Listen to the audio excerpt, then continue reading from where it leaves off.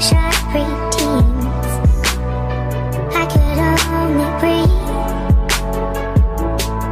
to believe. Welcome to the Conquer Food Podcast, where we teach you to think, eat and move better every week in order that you may beat your food or sugar addiction and be happier in life.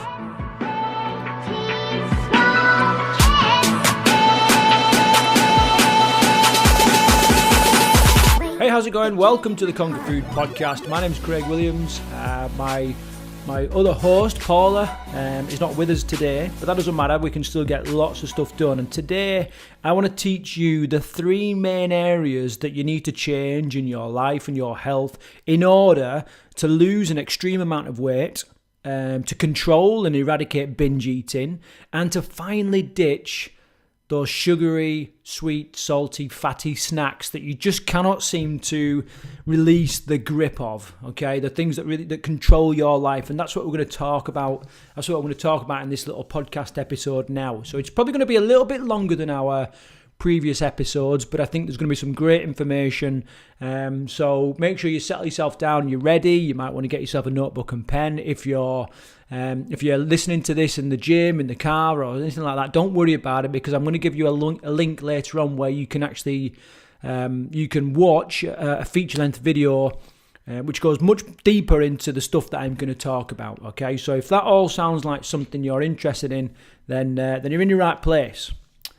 Okay, so in this little podcast, we're going to be kind of splitting things into three main areas. Okay, the three main areas that you need to really do a lot of work on in order to succeed. And just to sort of set this up, I want you to sort of think about Charles Darwin, evolution, and all that kind of stuff. And Charles Darwin said, it wasn't the fittest and the strongest and the and all that, the fastest, the most aggressive. It wasn't those that sort of tended to survive.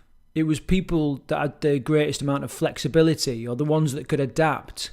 And when animals adapt through evolution, they do it because they're getting away from some kind of pain or some kind of stress or some kind of hardship. So really the thing to remember through this is that, you really need to be prepared to adapt. Something's got to change. Paula says all the time that, there is no change without change. Something's got to change in what you're doing in order for you to get different results. So remember that as we're kind of going through stuff. Okay, so first things first, I just want to say that what I'm going to go through here is something completely different to all the other weight loss advice or instruction that you've had in the past, okay? It's not about, we're not going to talk about counting calories, we don't do that, we're not going to talk about, this food instead of that food, this is bad, this is good, and all this kind of stuff. We're going to do something completely different. And this isn't really a podcast.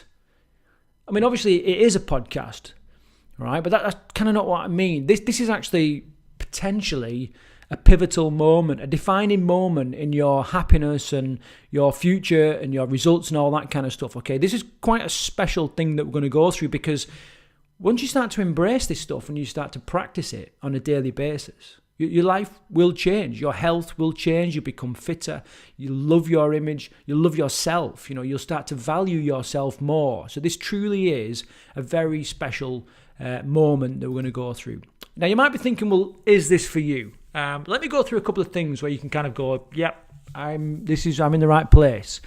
First and foremost, have you got a problem where you are binge eating or eating way too much sugar? Okay, and you'll give yourself a very quick answer. In my experience, you'll know whether you're doing some binge eating. You might not want to admit it, you might not say it to other people, but you kind of know that you're overeating with certain types of food, and you're eating not because you're hungry and not because you just want to fuel what you're doing, but because it's some other kind of self-soother or comforter. And if you can't stop that, if you find yourself going into the supermarket, the garage or whatever, and you just end up with naff food in your hands, then you're in the right place. Are you lacking the motivation and determination to get started? That's another indication whether you're in the right place or not.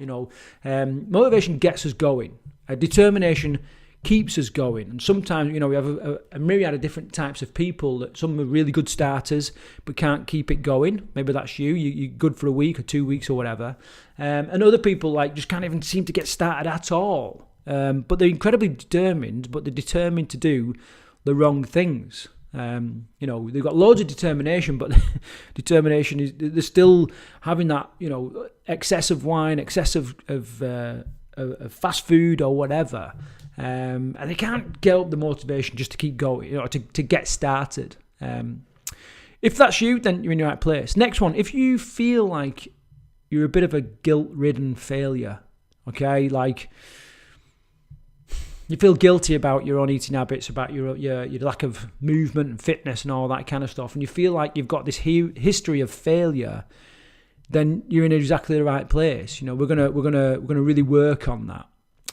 So if this is the first podcast that you've ever heard from me and my wife Paula, who's normally with me, basically my name's Craig. I'm an author, celebrity personal trainer, and extreme weight loss coach. We're the resident experts on the Jeremy Kyle Show, and we've worked on a couple of other programs for Sky and all this kind of stuff. And basically we specialize in extreme weight loss, and we've got an immense amount of experience, as do our whole team. We've got a team of about 15 or 20 people that, we all help people get extreme weight loss and completely turn their lives around. We coach thousands of people every year. We have a residential extreme weight loss camp, which I'll talk about in a bit, but it's not really relevant to this at the minute. I just want you to know that we've got loads of experience, and we know that works because we really are at the coalface of extreme weight loss and binge eating and all that kind of stuff. And we pride ourselves on doing stuff very, very different. Both Paula and I have got our own weight loss journey, history of it all. Paula probably more so than me, because my history, I was in the forces, I was in the Marines. But Paula's really been through the mill with regards to binge eating and all that kind of stuff.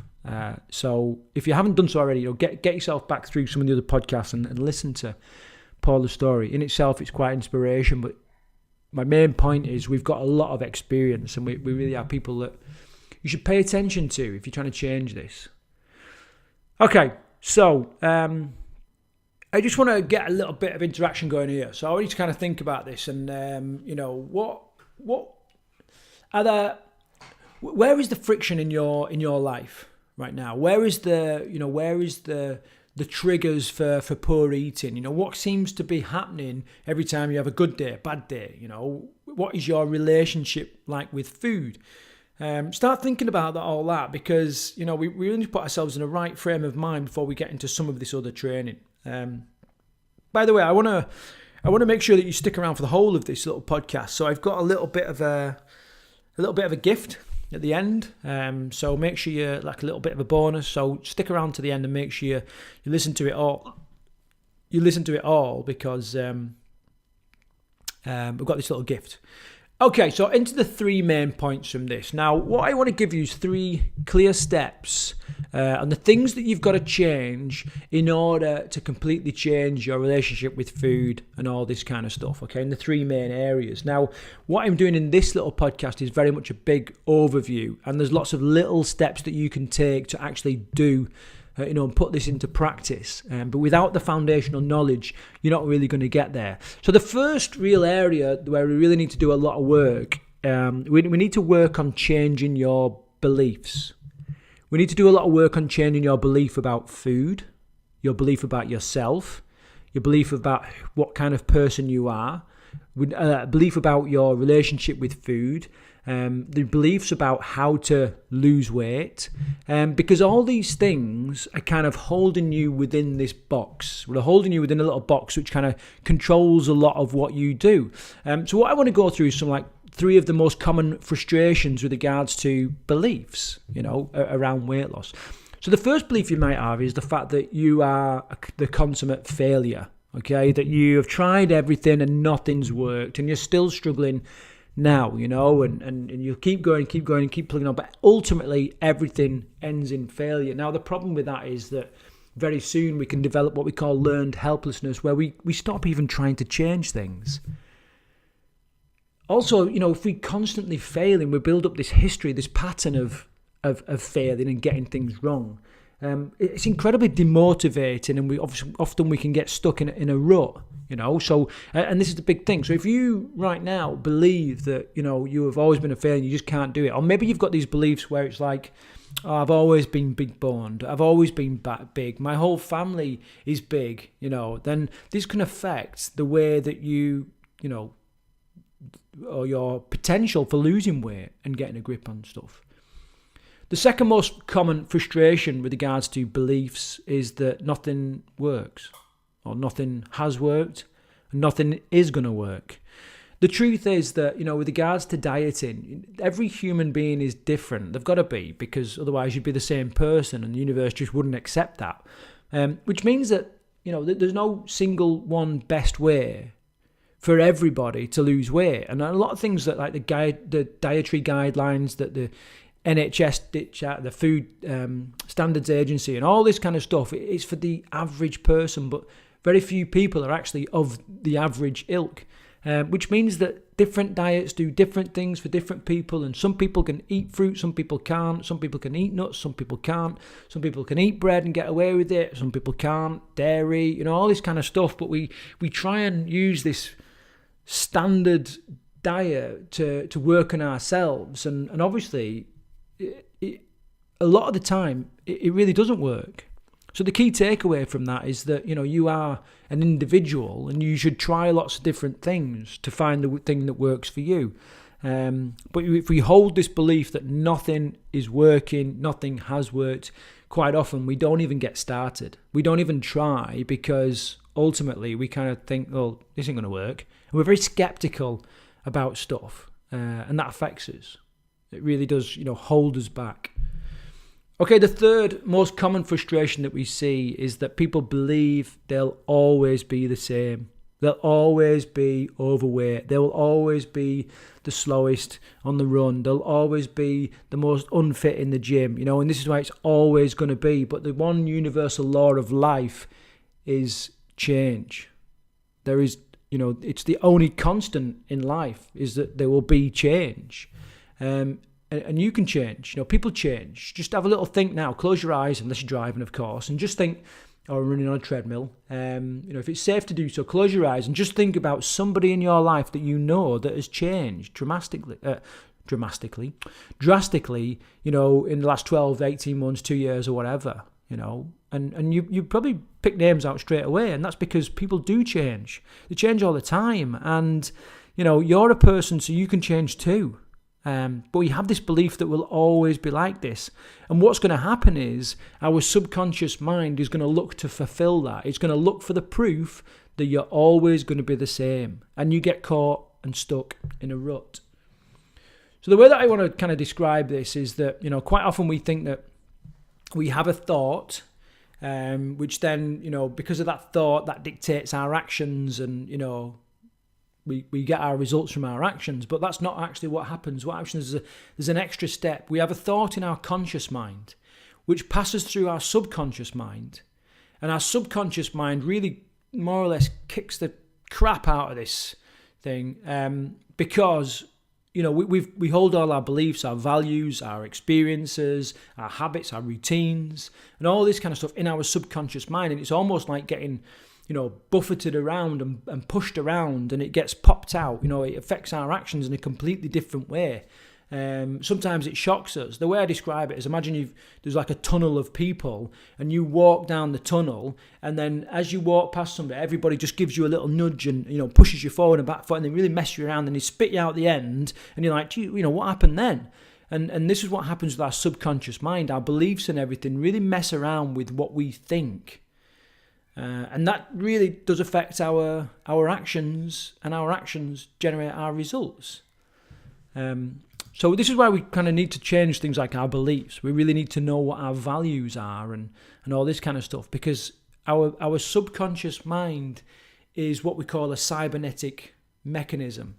So the most common example of a cybernetic mechanism is that of an autopilot on a plane, where we kind of set the destination and then we take off, and once the pilot's taken off, you then can let go of the controls, because the cybernetic mechanism, the autopilot, kind of controls where we're going. And this is very much like our subconscious brain. When we believe we're a certain person, or we believe we're a failure, or we believe that things are never going to change, we kind of get off track a little bit. So we might go and start going to the gym, and we're doing the gym for a couple of weeks, but eventually the subconscious mind and our habits and old stuff brings us back onto the same old destination, and we see it all the time.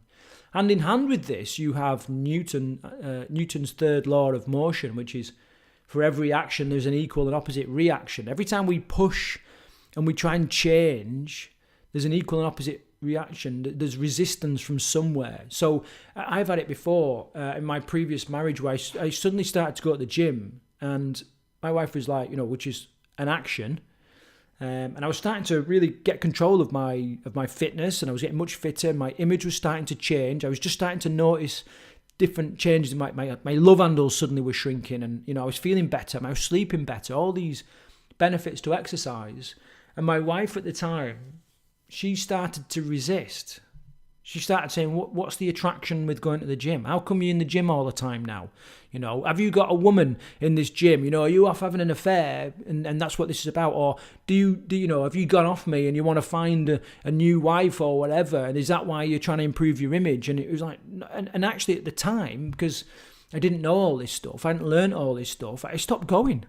And that sort of put me back on the old path as well. And we kind of do things like this all the time.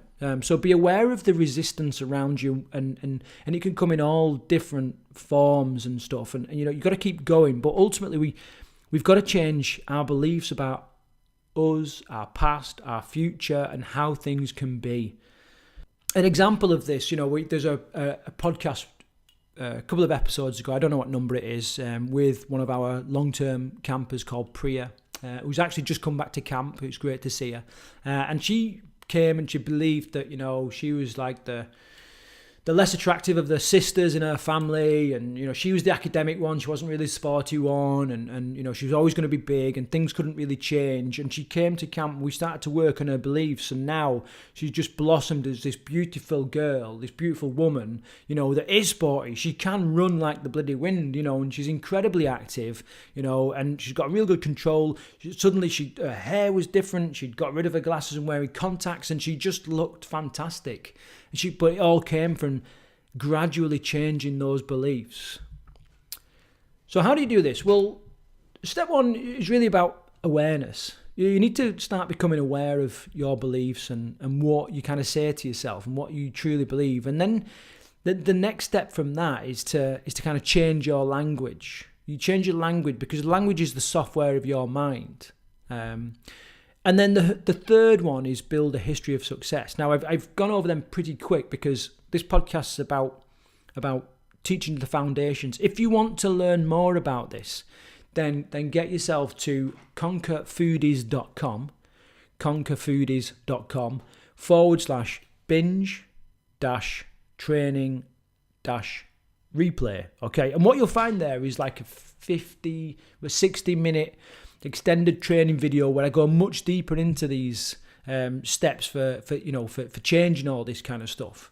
So I'll do lots of the theory here, and if you want more of the teachings and the steps for you to actually do this, then obviously go and have a look at that link. And obviously I'll put links below the podcast and on the posts below this and all this kind of stuff as well. So the step 3 is then to build a history of success, and then step 4 is using the attraction model to get new results. Now, the attraction model, the best way to describe this, and I'll go through quickly, is we often think that, we imagine we're trying to catch butterflies in the garden, and we're running around trying to grab butterflies and all this, and they keep flying away, they're flying too high, or they're too fast, or we're chasing two and we don't catch any.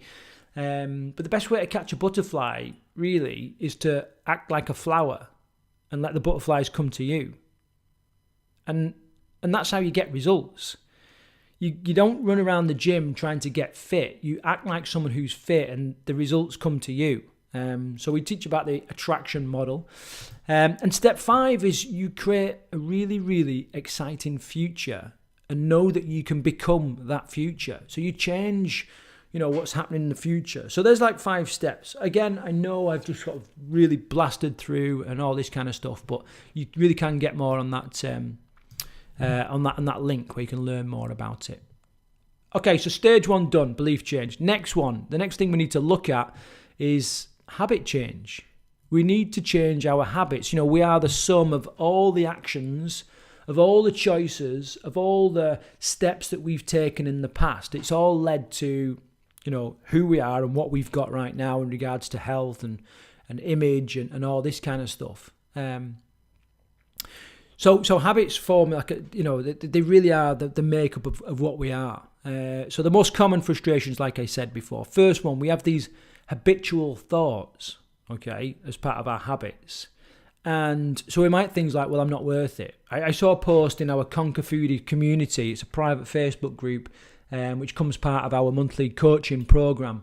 And one of the members there had posted a picture of her food and a picture of her dog's food. And her dog food had it was like really bright, colourful vegetables and nice meats and all this kind of stuff. And her food was Domino's and a box of Ben and Jerry's.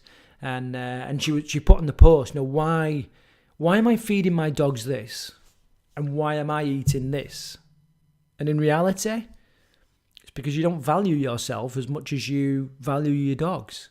And I've seen this time and time again, and I remember having an absolute massive argument with Paula once. We have 3 dogs. Paula, her dogs are her children. She treats them like her children, which is fine. I get that. But I went to give the dog a grape once, right? Now, I didn't know that grapes can be quite dangerous for dogs. I don't know why, but they are. Same with raisins and all that kind of stuff. And I went to give the dog a grape, and Paula leapt out the settee like greased lightning, and she was like, no, you can't give that dog a grape. Don't give that dog a grape. Oh, it's dangerous. You're going to kill it and all this kind of stuff. And I was like, well, what about your fucking binge eating then? What about all this chocolate and shit that you're eating? What about this dairy that you're just pouring into your mouth without bloody... You know what I mean? And she had no respect for herself and no value for herself at the time. Now, I've got to say that is completely different. And it's amazing the changes that Paula's made to her eating and her self-love and value and all this kind of stuff. But we have these habitual thoughts where we think, well, I'm not worth it. Or I can sort it out in the future or whatever. And sometimes can be very, very destructive to ourselves. So the second most common frustration with regards to habits is habitual emotions. We have these habitual emotions that we experience, and we act on emotion. As much as we think that we make logical decisions, 9 times out of 10, it's an emotional trigger or an emotion inside us that has caused us to take action. This is why you've made them silly purchases in the past where you're like, oh yeah, I love that, and then you spend all the time trying to justify it. This is why, no matter how much of an arsehole your old partner is, you still text them when you know you shouldn't, and you've had a couple of wines and all this, and you're like, oh, I feel a bit lonely, I'll text my ex and all, whatever. We make some stupid decisions because it's fueled by emotion. And we have habitual emotions where, we might be habitually depressed at certain events, certain times, certain locations. We might be habitually happy. We might be habitually have these emotions that crop up, and the default setting for a lot of emotion is food, whether it's celebration, whether it's upset, whether it's like a self-soother or whatever, and we can really, really overeat.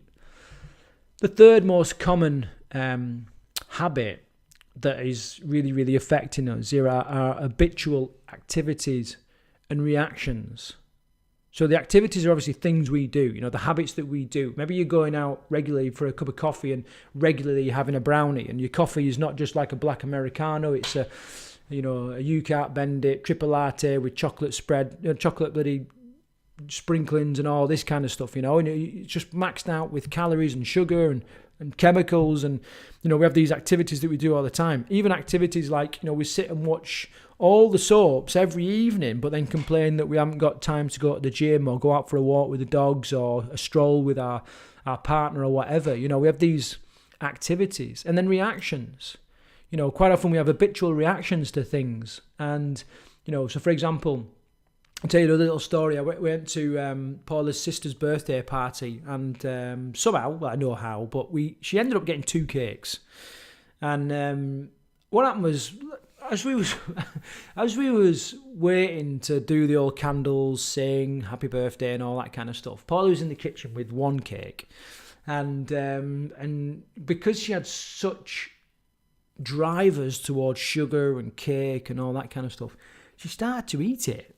You know, she cut a slice of this cake off before we'd even wished her happy birthday. And I was like, you know, you can't be doing that. That's bloody, it goes against social conformity and all this kind of stuff. And we had a bit of a do. Anyway, we went out, sang happy birthday, we cut the other cake, we started sharing it out and all this kind of stuff. And I just said, you know, rightly or wrongly, I can't take it back now, but in front of the whole family, I just said, you know, it was a bit of a conversational piece. I really didn't think there was going to be much behind it, but I said, bloody hell, Paul, I can't believe that you started eating the other cake before we'd even done this. And everyone had a sort of bit of a giggle, but obviously Paula was a little bit embarrassed there, or a little bit ashamed, or whatever. And she went, and snapped back at me, and then straight away she got her finger, dug her finger into the icing and the cream of this cake that was on the table, and then rammed it into her mouth, and then looked at me as if to say, you know, and I was like, fucking hell, what just happened there? What kind of reaction is that? And that was the reaction that she had to a lot of events in her life. If it was crap, food. If it was good, food. If it, you know, she'd met someone that she hadn't seen for years and years. Oh, let's go and have a, you know, let's go to the pudding shop and have a pudding. You know what I mean? And that's kind of how things were. And these activities and reactions create bad habits, and our bad habits create the results that we've got that we're not happy with. So, how do you sort of tackle this? Briefly, like I said, you can get much more about the steps and everything by going to conquerfoodies.com/binge-training-replay, and then you can look at this a lot more. But basically, we want you to tear up your habits, and TEAR is an acronym where we get you to look at T, the thoughts, E, the emotions, A, the actions, and R, reactions of everything you're doing. And what we have 4 questions that will take you through all those things in order to change or start to change the habits that have brought you to where you are right now. And it's a constant process, because ultimately, you know, we have got hundreds and hundreds of habits that we constantly need to be working on, and we're not going to wake up tomorrow and just think, you know, that's it now. I'm a Buddha, I'm a Buddhist monk, and I live on bloody fresh air, and I will do for the rest of my life. It rarely works like that. It's much more like a dial where we gradually turn the dial bit by bit and just gradually get better and better and better, and then eventually we suddenly realise that we've got some great habits, and we love ourselves. We've got a great image, and we've got control over food, and we're completely free of sugar. All right, so another next one, last one, the last sort of area that you really need to focus on and change in order to control weight, lose an extreme amount of weight, control your binge eating, eradicate sugar addiction, and all this, and that is life change, which seems pretty obvious, but you know what I'm going to say is probably seems like a little bit extreme, but you know, extreme weight loss. If we're looking for extreme weight loss, it's going to need an extreme cause, and we're going to have to take extreme steps. Yeah, you can't have extreme weight loss with mediocre effort. It doesn't really work like that. So let's get into it. What are the most common frustrations then? One of the biggest one is that you're stressed and sleep deprived. Now, these are some of the biggest factors in your life that control weight for lots of different reasons. And again, I'll go into it much more into the video. Stress sends out chemicals in the body that you will not fight. The way I describe the power of these chemicals is, you know, we're all adults. And obviously there is times when we get aroused. Okay. I know this seems a bit weird talking about it on a podcast to possibly a complete stranger. But we get aroused and we have physical reactions to that arousal that we cannot control. You know, think about it, you know, in both genders we have, I shouldn't say both genders because there's many more genders than that now, but in men and women, it creates physical effects, physical reactions within the body, which we cannot control. They happen, and such is the power of these hormones that are pumping around the body. And when we're stressed and when we're sleep deprived, it affects. It controls the way the messages that are sent out in the body. It controls our reaction to certain stuff. It depletes our willpower and determination, all this kind of stuff, and generally makes us feel shit. It makes us feel really bad. And, the last thing we're going to want to do when we're stressed and sleep deprived is go to the gym and add more stress, But what we do want to do is we want to soothe ourselves with some crap eating or whatever, So that's the first one. The next one is, if you're drained, and drained, you might think, well, that's just stressed and sleep deprived. No, drained, revolves around your energy, and energy is not. We don't find energy. Yeah, energy is not out there to be given. You don't get given energy. Energy is released. Everyone listening to this podcast right now will have enough energy stored within their body to run to Paris and back. Okay, but we can't readily tap into that. Okay, unless you've got some decent habits and a decent lifestyle, and you know how to generate this energy, and you know how to release it. And when we haven't got that ability, or we've not got an exciting future or anything like that, we can feel drained, like someone's pulled the plug on us. And again, if we feel drained, it's going to affect our desire to go to the gym, and our desire to eat clean, and our desire to put a smile on our face and grab life by the bloody whatevers. And it really, really does affect us. And that's one of the biggest frustrations that people have when it comes to life change. Our life is draining us. The people around us are draining us. Our jobs drain us instead of charging us. In the video, we're going to talk about how you can kind of change that. And then the third one, which I actually think is one of the most powerfully destructive emotions that we can carry, that we can hold, that we can just accept, and that's the big G, guilt. Guilt is 100% destructive. It does very, very little for us. It's just such a destructive emotion. I've seen so many people fall off the wagon through guilt because they set out to do an amazing, to go to an event and like be clean, eat clean, or not drink alcohol, or not eat cake, or stay away from the buffet, or even other extremes like I'm going to stay away from my ex, or I'm going to do this and do it, and when we don't, because emotion gets involved, our bloody our willpower becomes depleted. We become a little bit more, our inhibitions become less, and before we know it, we've done what we've set out to not do, and we're guilty about it, and it can crucify us. It can completely knock us off track.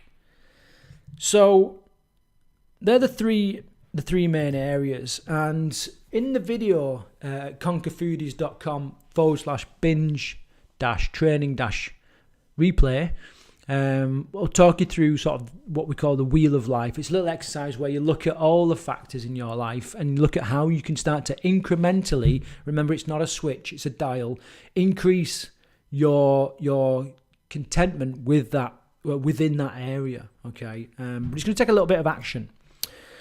So where do we go from here? A bit of a plug, really, like I said, about the training video that I was talking about. What I'm going to do in that video, we're going to run through all this that we've gone through already, but go much deeper into the how-to. And Paula and I say that not often people sort of create goals and they focus on the goal, but it's not the goal that brings you the goal. The goal doesn't bring you the results. For example, we might say, right, this week I want to lose 3 pounds. And if we focus on the goal, we're not going to get there, because it's not the goal that gives us the goal. It's the behaviours. It's the steps we've got to take. It's the actions we've got to do that bring us the goal. Yet if we focus on the goal, we're not focusing on doing the steps. So what we need to do is, we need to look at the behaviours that are going to create that goal and then focus on those. So we're going to talk about that. All the behaviours that you can do in order to do the things we say, to change the 3 main areas of your life in order to lose an extreme amount of weight, control binge eating, eradicate sugar addiction, and all those kind of stuff. Okay, so you can learn more about that at that URL, which is conquerfoodies.com/binge-training-replay. I know it's a little bit long, but that's what it is. Okay, and as well as that, what I want to do is I want to, in that video, you're going to get the opportunity to join our coaching program. Okay, now I don't know, we charge for our 12-week residential extreme weight loss course, where you kind of, we go mega deep into this face-to-face with Paula and myself and the rest of the team. You're looking at thousands of pounds, depending on what kind of room you get and all this kind of, between sort of £6,000 and £12,000 to come and do that. Our little monthly coaching program will cost you each month about as much as a 2-course meal. You go out, not 2-course meal, like a meal for 2. If you went out for like a standard Sunday lunch to 2 of you, it's about the same price. Now we're going to teach you how to get rid of those times when you go and overeat.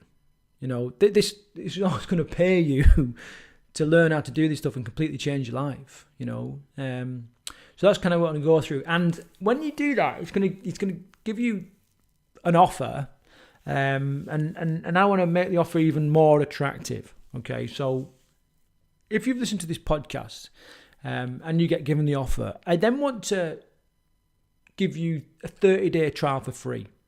Okay. So what I want you to do is, when you check out, and make note of this, I want you to use the coupon code 30FREE.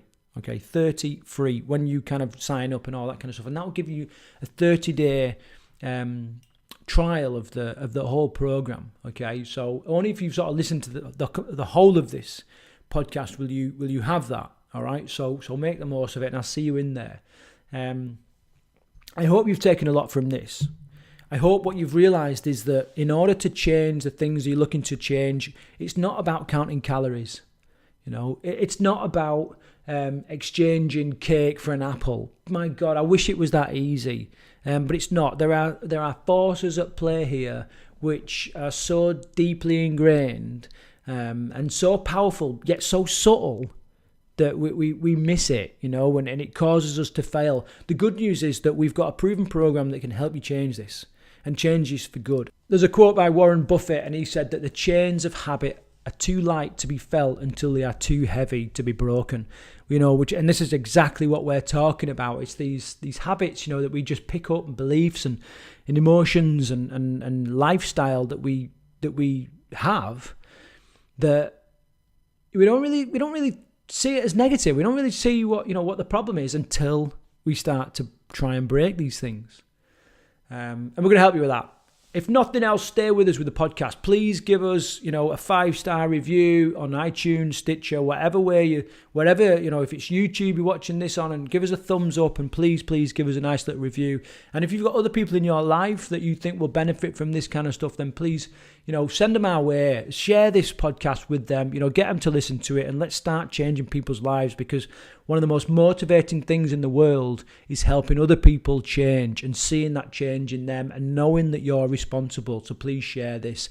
And until the next episode of the Conquer Food podcast, I wish you the very, very best, and I look forward to training you, coaching you on the conquerfoodies.com, which is food, I-E-S, foodies, binge-training-replay. See you there. Bye-bye.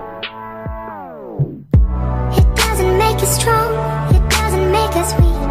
Tongue-tied to service like shy preteens. I could only breathe.